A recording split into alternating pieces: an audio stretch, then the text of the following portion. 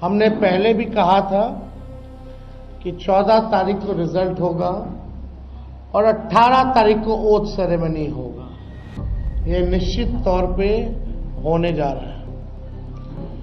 जो फीडबैक हम लोगों को मिल रहे हैं, भाजपा और एनडीए के पसीने छूट रहे हैं। लोग बेचैन हैं, बौखलाहट में हैं, जिस हिसाब से मतदान है। ये थे तेजस्वी यादव, जो चुनाव परिणाम से पहले ही अपने शपथ ग्रहण की तारीख का ऐलान कर चुके थे। लेकिन चुनाव परिणाम ऐसे एक तरफा आए कि तेजस्वी यादव मुख्यमंत्री तो दूर, नेता विपक्ष भी बमुश्किल ही बन पाए। बता दें कि 243 विधानसभा सीटों पर हुए चुनाव में तेजस्वी की पार्टी राजद महज 25 सीटें जीत पाई और महागठबंधन महज 35। वही सत्ताधारी एनडीए ने 202 सीटें जीतकर प्रचंड बहुमत के साथ सरकार बनाई। नीतीश कुमार ने 10वीं बार मुख्यमंत्री के तौर पर शपथ ली। इस दौरान प्रधानमंत्री मोदी, गृह मंत्री अमित शाह सहित कई राज्यों के मुख्यमंत्री और केंद्रीय मंत्री मौजूद थे।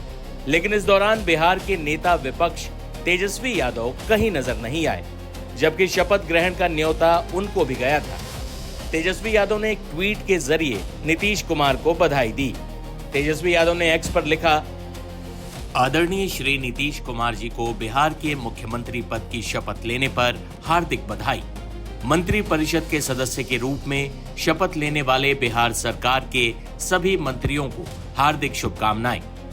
आशा है नई सरकार जिम्मेदारी पूर्ण लोगों की आशाओं और अपेक्षाओं पर खरा उतर अपने वादों एवं घोषणाओं को पूरा करेगी तथा बिहार वासियों के जीवन में सकारात्मक व गुणात्मक परिवर्तन लाएगी। लेकिन तेजस्वी यादव के शपथ ग्रहण में नहीं पहुंचने पर अब नेताओं ने तेजस्वी पर सियासी हमले शुरू कर दिए हैं। बिहार में अपनी पार्टी लोजपा रामविलास को 19 सीटें जिताने वाले चिराग पासवान ने भी तेजस्वी यादव को सलाह दी कि एक हार के बाद इस तरह घर बैठ जाना नेता के गुण तो नहीं। मुझे लगता है जनता ने कई सवालों के जवाब देने का काम किया है विपक्षियों को, जिन्होंने जो आरोप लगाए। जनता से बड़ी कोई अदालत नहीं हो सकती, और जब जनता ही आपके लिए फैसला लेती है तो मुझे लगता है कई उन सवालों पर पूर्ण विराम अपने आप लग जाता है जो विपक्षी राजनीतिक दृष्टि से, राजनीतिक सोच से आपके ऊपर लगाने का प्रयास करते हैं। अब वो भले पीके हों, प्रशांत जी हों, या विपक्ष के तमाम नेता जो अहंकार की परिकाष्ठा को पार करते हुए जनादेश का इंतजार किए बिना 18 तारीख को शपथ ले रहे थे। मुझे लगता है तमाम सवालों के जवाब जनता ने देने का काम किया। बस धन्यवाद। कल सुबह मैं विस्तार से प्रेस कॉन्फ्रेंस करूंगा ताकि आप लोग आराम से सारे सवाल ले लें। आज बस सिर्फ धन्यवाद। तेजस्वी ने क्या बधाई दी है? क्या तेजस्वी प्रसाद यादव ने बधाई दी है क्या? तेजस्वी प्रसाद यादव ने बधाई दी है क्या? चिराग जी को अच्छी बात है, देनी चाहिए। देखिए, विपक्ष को सकारात्मक भूमिका रखनी चाहिए। मेरी समझ के परे 2020 में अगर आप लोग को याद होगा, परिणाम हमारे पक्ष में नहीं आए थे, पर 2020 में भी सबसे पहली पार्टी जिसने आकर जनता के सवालों का, आपके सवालों का सामना किया था, वो हम ही लोग थे। सबसे पहले 2020 में मैं सामने आया था और अपनी हार को स्वीकार करते हुए तमाम सवालों के जवाब देने का काम किया। ऐसे में नेता प्रतिपक्ष की भूमिका में रहे हैं। जनादेश आए, इतने दिन हो गए, सरकार बन गई। ऐसे में आना चाहिए, जनता के सवालों का, आप सबके सवालों का जवाब देना चाहिए। अगर एक हार से आप ऐसे निराश होके कमरे में बैठ जाइएगा तो ये मुझे नहीं लगता कि एक नेता की भूमिका को ये शोभा देता है। हार जीत एक तरफ है, पर कम से कम उस परिस्थितियों का सामना करने की हिम्मत आप में जरूर होनी। बता दें कि तेजस्वी यादव बिहार में नेता विपक्ष हैं। हालांकि चुनाव परिणामों से पहले वो मुख्यमंत्री बनने का भी दावा कर रहे थे, लेकिन जनता ने उन्हें विपक्ष में बैठने का मैंडेट दिया। लेकिन इसके बाद तेजस्वी यादव का बाहर न आना, पारिवारिक विवाद में फंसना, ऐसी तमाम चीजें हो रही हैं जिससे तेजस्वी की नेतृत्व क्षमता पर सवाल उठ रहे हैं। बीजेपी सांसद मनोज तिवारी ने तो ये तक कह दिया कि अगर यही आचरण रहा तो तेजस्वी को अगली बार इतनी सीटें भी नहीं आएंगी।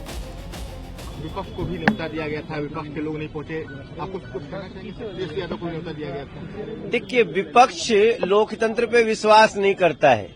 अगर वो लोकतंत्र पे विश्वास करते तो आज जरूर आते। बिहार की जनता ने आपको जहां भी ठहराया, अगर 5 सीट भी मिली हो तो आपको आकर के जनता का सम्मान करना चाहिए, सिर झुका के कहना चाहिए हम आगे प्रयास करेंगे। लेकिन आज के शपथ समारोह में ना आना ये सरासर बिहार के उस जनता का भी अपमान है जिन्होंने उनको वोट दिया। तो आगे वो भी वोट उनको नहीं मिलेगा, ऐसा मुझे लगता है। बता दें कि 2020 विधानसभा चुनावों में जब चिराग पासवान ने अकेले चुनाव लड़ा था तो महज 1 सीट जीत पाए थे। उनके चाचा ने पार्टी पर भी कब्जा कर लिया था।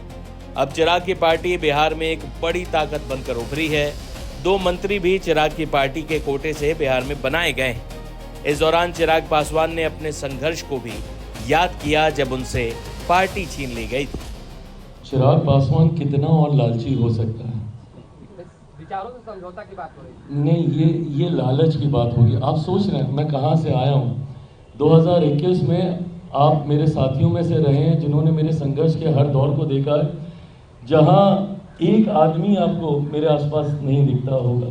संभवतः कहीं कार्यक्रम करना है तो 10 लोग कहाँ से आएंगे, कौन उस व्यवस्था को तैयार करेगा? ये मुट्ठी भर लोग जो हमारे साथ थे वो इन चीज़ों को ऑर्गेनाइज करने का काम करते थे। ऐसे में 2024 में अकेले सांसद की पार्टी, और जिसकी पार्टी को 2021 में तोड़ दिया गया था, उसे घर परिवार से निकाल दिया गया था, उस अकेले सांसद पे मेरे प्रधानमंत्री ने विश्वास करके 5 सीटें लड़ने के लिए दी। आज जब स्ट्राइक रेट की बात होती है कि मैंने 5 की 5 जीत के दी, वो तो सेकेंडरी है ना, पर ये विश्वास ही होना कि आपको 5 सीटें दी जा सकती हैं और आप जीत सकते हैं, ये विश्वास ही बहुत बड़ी बात है जो मेरे प्रधानमंत्री ने मुझ पर किया। उसके बाद उनके विश्वास पे मैं खरा उतरा, वो सेकेंडरी था।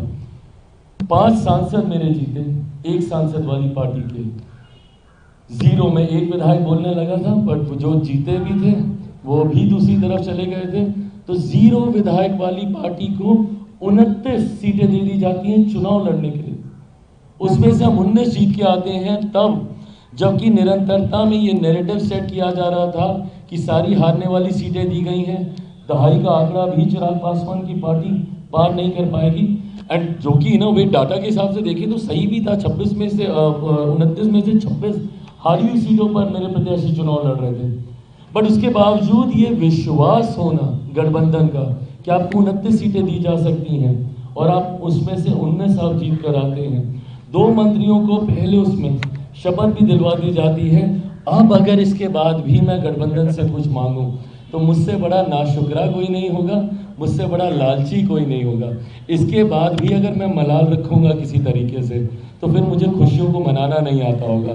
तो ऐसे में जितना मिला है, मैं मानता हूं कि ये मेरे पिता के आशीर्वाद से हम लोग यहाँ तक पहुंचे हैं, तो मलाल कतई किसी बात की नहीं। उम्मीद की जानी चाहिए कि तेजस्वी यादव जल्द ही अपने कोप भवन से निकलेंगे और एक मजबूत नेता विपक्ष की भूमिका अदा करेंगे, क्योंकि एक मजबूत विपक्ष एक मजबूत लोकतंत्र के लिए निश्चित तौर पर जरूरी है।